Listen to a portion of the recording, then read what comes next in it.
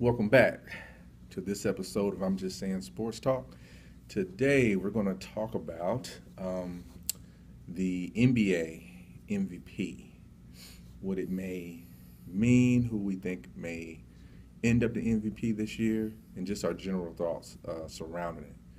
So Kendrick, what you think, man? What do you think about the MVP this year, man? The MVP race this year is just it's all over the place, really this year. But the most consistent player right now that I've seen, after watching numerous games this season, is still Westbrook. Okay.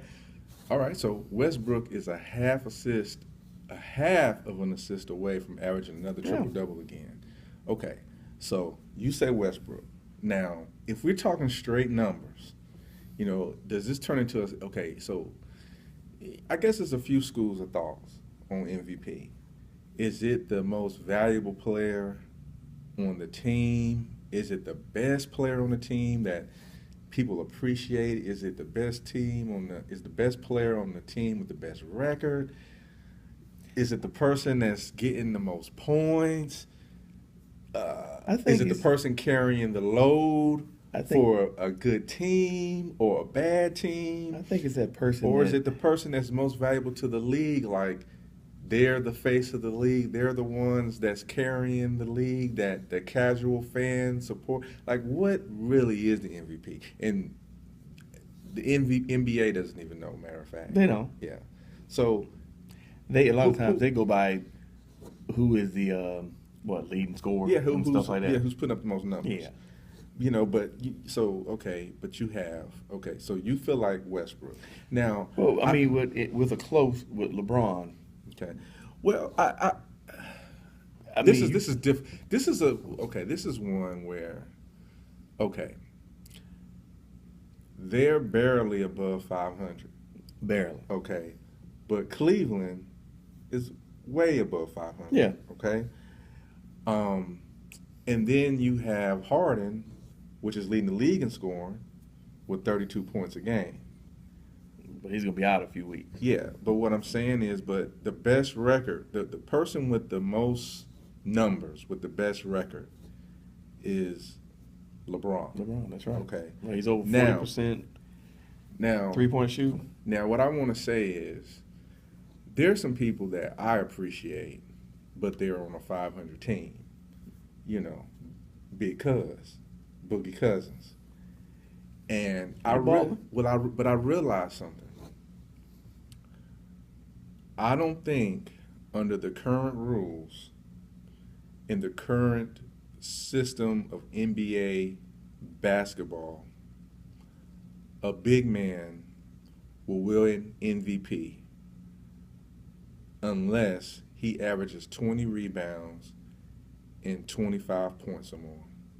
Andre Drummond's doing it, isn't he? But not 25 points. He's averaging like 15 boards. How many points? I got to look at it. I don't think it's 20. But this is why I'm saying this. Because all of the guards get double-digit rebounds now. They are. That's right. So if you say the big cuz, man, you averaging 26 and 12, but then Westbrook over here averaging 26 and 10. 12 and 10. And then 10. How can a big man You're right. ever win MVP if it comes down to a number crunch? So it's like the current style of play with all of guards nowadays get rebounds because people don't follow their shot and they don't crash the board anymore. They shoot a three and run to the other end. We came up under, you follow your shot, you crash the board on everything. And then with threes, they're long rebounds. So now guards are allowed to get the rebound, so everybody else can run down on the break. Mm-hmm. We came up where the big man grabbed the ball and get it. Like, man, if you don't get from down here so I can get my number and give it to the guard. Yeah. So I really feel for big men that can't put up assists, because unless you're going to average 5 blocks a game with about 12 rebounds and 20-something points, I don't know if a big man is going to get one man. Davis ain't far from that. Yeah, man. Now but he's one that's putting up some assists too. yeah, but Big Cuz numbers better than his. Yeah, but because don't have that assist. No, he got he's similar on assists too. Okay. You know, I'm because saying, he balling now. but I'm saying both, I like both of them. But I just want him mentioned as an MVP candidate. Yeah. I like Big Cuz Yeah. game, Yeah. but I think because guards do it all, Yeah. they're gonna always until the rules change again, when hand checking or something can come back, or style of play changes. I don't know, man. I think the Warriors messed it up for the big man. Well, and there's one other guy that I forgot to mention. And Giannis, no, I'm gonna hate to say this, but not Melo. that could be mentioned Kyrie. in this daggone Yeah, because MVP they have a race. Kyrie. You got to say Kyrie. Yeah, because Kyrie. Kyrie, They have the best record in the East, I got to give it to and him. he's putting up numbers. So I would But like. do you know what his ranking is for his defensive ranking? What is it? Kyrie's defensive ranking is like number 6 or 7. Great team defense. That's right. Yeah. They got the number 1 team defense. That's what I'm saying. But the team, because of what they've installed, Yeah. it allowed him to find a role in a team defense. But do you know who number 1? Who's number 1? Smart. But He's a defensive juggernaut. hey, You got Smart. that's You how got you stay on- Kyrie. That's how you stay on the floor. Yes, sir. They have a great team defense. And Jaylen Brown. Yeah, he leaves. Brad Stevens leaves no question to what a person's responsibility is Yeah. on defense. They know where to funnel the ball. They know where they're supposed to be, and they know what they're supposed to give up and what they don't ever give up. Yeah. So Brad Stevens, he's a great. And you know why? He's still a teacher. A lot of these coaches run plays and sets, but they don't actually teach. And I think as the NBA gets younger and younger, you can't just come in. You have to come in ready to teach because these are incomplete players. Yeah. Whereas, back in the day, you came in ready to play. Yeah. Now you have to finish. I won't even say finish. Sometimes you got to start the learning process with a lot of these guys. Yeah, because you just can't come in and teach them the offense. Yeah, and you can't. You got to teach them a lot now. And then people were trying to microwave it. Oh, go sit with Olajuwon for a summer. Well, you're learning advanced moves. You need to learn the fundamentals before you learn to do. That's why that stuff didn't work for Dwight Howard. Yeah. He need to learn the fundamentals of footwork before you get down to the dream stuff. Because the dream stuff is built on top of fundamentals. That's flash on top of the fundamentals. You can't just give somebody the flash, but don't give them the fundamentals too.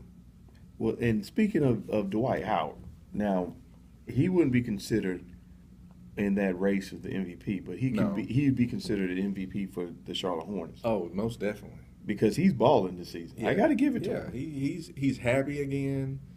He's probably in a city that it's not a whole lot to do in comparison to where he's been, so he can focus a little more. Yeah. And main thing, I think he just looks like he's He does. He's happy. He does. Anytime you get that man up there and he's knocking out free throws now, that's a different Dwight Howard. Yeah, that's true.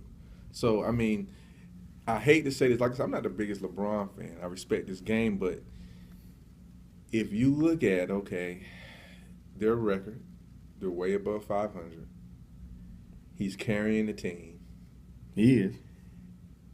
It's like right now, he's probably going to get an MVP. He could actually get it every year, like we say. Yeah, but especially this year because nobody's jumping out. And one of the worst things that happened for basketball, it was good for him, but it was the worst thing for basketball was Westbrook getting that MVP last year because now it's desensitized people to stats. Like, he's only a half assist away, but now it's like, okay, we've been there, done that. But we gave him. But you notice I had to give him the luck because you watch that man play. I understand. He's balling. Balling. But okay, what about KD? KD could easily be that too, but he's just seen as, even though he's getting blocks. He is. He's playing defense. He's averaging his career average of about 7 rebounds a game. Yeah. And he's up over 25 points in the average. Yeah. But that seems so commonplace now.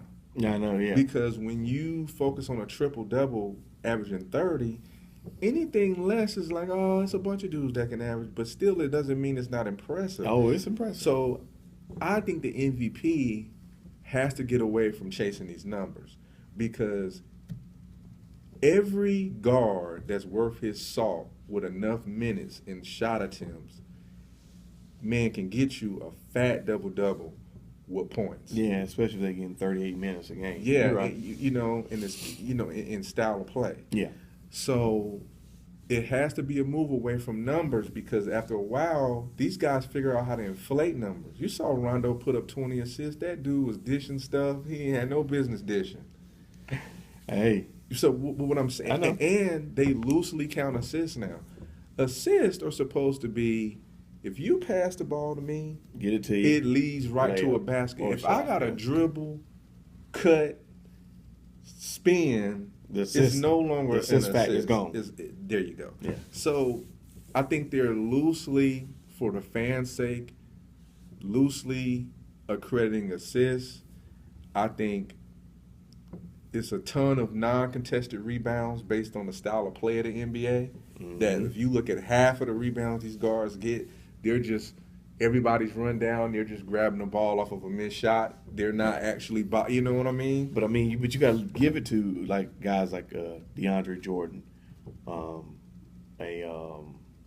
Andre Drummond. Yeah. Them boys are averaging about 15. They're averaging 15. I'm not taking anything away. It is what it is. Yeah. But what I'm saying for the MVP, you can't get caught up in the stats because of it's easier to inflate them. It's easier to do that. So it got to be about value of who's making your team better. Yeah. Who's actually playing great defense, because like sometimes defense don't show in the stat book. Yeah. It can show in the number of times, man, you just make that guy pass the ball out of his sweet spot. That's right. It could be, man, this guy's denying him. He done ran through 50 screens behind this guy. You know, he's changing shots. Mm-hmm. You know what I mean? He's part of he's anchoring and directing the team defense. Mm-hmm. You know what I mean? Mm-hmm. So I think the MVP needs to be defined one day. And it can't be numbers-based because you can put up great numbers in a losing effort. You a 500 team putting up a triple-double. But you got to give it to a man who's giving you a triple-double, though, man. Because you know, I mean, as athletes, being athletes before, we know how hard that is. I'm not saying it's not. I mean, you got difficult. You got to give your all. I'm not saying. Night in, night out. This is what I say. Then we need some different awards too. We need. Yeah, now I would go with that. We need best all-around player. Okay. We need best scorer. Well, that can go in all-around player. Well, no, because you can be all-around. You can be Draymond Green. He's a great all-around player. Some people just score like Melo. Melo's just a scorer. He don't do nothing else. Nothing. So you could have best scorer, somebody like a KD. You can have best all-around player. You can have defensive player of the year, which they do have. They have that. And then you can have MVP, most valuable, like highest value, like define highest. You know what I mean? Yeah. Like so you don't have to overcompensate and make an award something that it shouldn't be. Yeah. So if all you want to do is score and not play defense, okay, we get you a thing for scoring. But as of right now, if the season was in right now, who would you make the MVP? I hate to say this, man. You heard it first. I hate to say this.